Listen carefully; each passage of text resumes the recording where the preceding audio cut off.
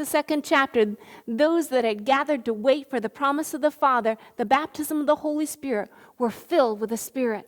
It says this, when the day of Pentecost had come, they were all together in one place, and suddenly there came from heaven a noise like a violent rushing wind, and it filled the whole house where they were sitting. And there appeared to them tongues as of fire distributing themselves, and they rested on each and every one of them.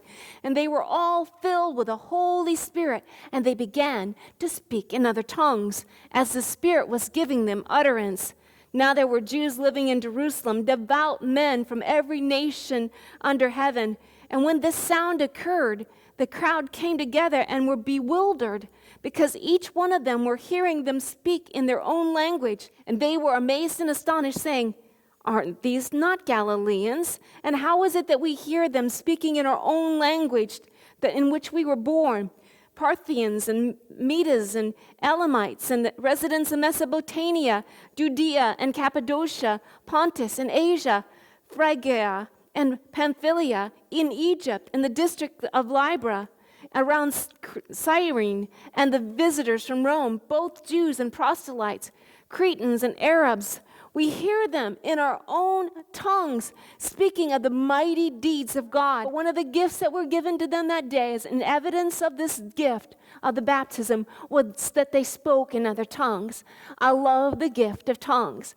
The Bible says this in 1 Corinthians, the 14th chapter, "He that speaks in an unknown tongue," you know what he does?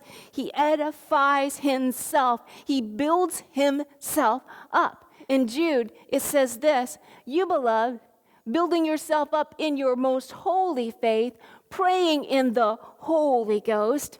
How do you build yourself up in this most holy faith? Well, you pray in the Holy Ghost. It's the gift of tongues.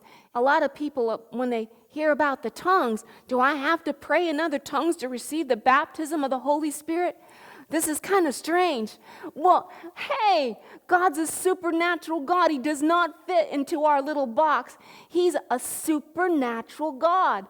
I love this one pastor told this story about someone that had said the same thing. Do I have to pray in other tongues to receive the baptism of the Holy Spirit? And the pastor looks at him very serious and says, you know what? You don't have to pray in other tongues. You get to. God has a gift for you, the baptism of the Holy Spirit and the gift of other tongues as you receive it. Have a wonderful week, and know this, God loves you. This God loves you. He loves you. God bless you. Bye-bye.